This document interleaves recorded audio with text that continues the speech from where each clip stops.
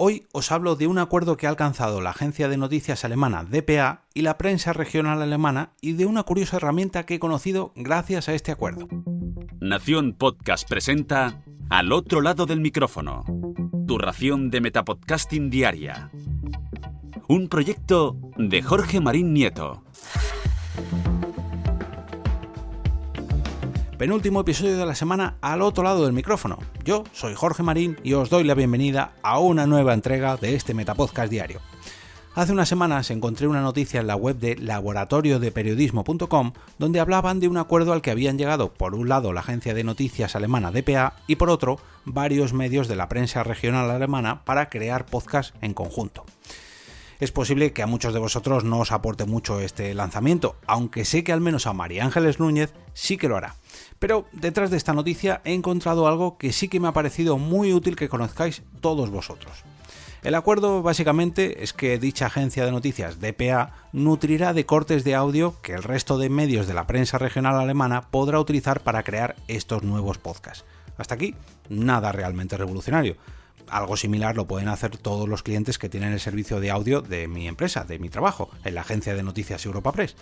Se los descargan, los utilizan y listo. El kit de la cuestión viene en la forma en la que pueden hacerlo, ya que lo harán a través de una plataforma llamada Sonarbird, y aquí es donde está lo interesante de este episodio. He estado investigando un poco dicha plataforma para ver cómo lo hacían y la verdad que me he llevado una sorpresa, pero antes de entrar en detalles, dejadme que os hable del patrocinador de este episodio. Me Siento Fit es un proyecto de Josu de Benito que nace para motivarnos a tener una vida un poco más activa. A través de sus calendarios de ejercicios, de sus entrevistas y de sus propias experiencias personales, Josu nos dará ese pequeño empujón que hace falta para que no necesariamente hagamos deporte, sino que descubramos los beneficios de llevar una vida un poquito más activa. Si quieres conocerlo, busca Me Siento Fit en cualquier plataforma de podcast o entra directamente en mesientofit.com. Y ahora volvamos a esta curiosa plataforma llamada Sonarbird. Como os comentaba hace apenas unos minutos, la agencia de noticias dpa suministra cortes de audio para que los medios de comunicación regionales de toda Alemania los usen para sus propios podcasts, para sus propias producciones. Esto se podría hacer simplemente con una web donde estuvieran todos los audios disponibles para su descarga, con su buscador, su contenido bien catalogado, su camiseta y su canesú. Pero aquí han decidido ir un pasito más allá. Este catálogo de cortes de audio está integrado dentro de Sonarbird, que es ni más ni menos una especie de robot hacedor de podcast. Es una máquina de hacer podcast, una plataforma productora de podcast.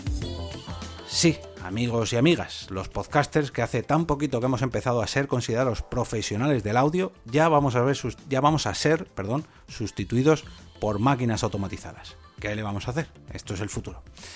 Esta plataforma que nos permite grabar nuestros propios audios dentro de ella también tiene la opción de incorporar locuciones generadas por ella misma a modo de locuendo o loquendo, insertar cortinillas musicales o sintonías también de manera automatizada y además, y aquí es donde entra la propia dpa, seleccionar y adjuntar los cortes de audio de ese catálogo que les da al resto de medios regionales de Alemania. Por si esto fuera poco, también hace de hosting para estos podcasts, para estas producciones, ofrece la posibilidad de publicar este contenido en las diferentes plataformas de podcast de manera automatizada, crear una aplicación para cada uno de estos programas para Android o Apple Podcast, monetizar dicho contenido gracias a sus anuncios insertados a base de ads y por último, ofrecer también un análisis íntegro de todo lo relacionado con cada creación. Vamos, una infraestructura de la leche para atraerlos a todos, en este caso a todos los podcasts alemanes y atarlos en las tinieblas. No, esto es una broma, esto es algo catastrófico, pero digamos que es una forma muy sencilla y práctica de crear podcasts casi de manera automatizada y bueno, con bastante potencial para los medios que no se quieran complicar mucho a la hora de crear sus programas. A mí personalmente no me hace mucha gracia porque no es que me vaya a quitar el trabajo, ni mucho menos, sino porque el resultado final es un tanto inhumano, literalmente hablando. Bueno, escuchando, mejor dicho. Suena muy a máquina, muy a robot.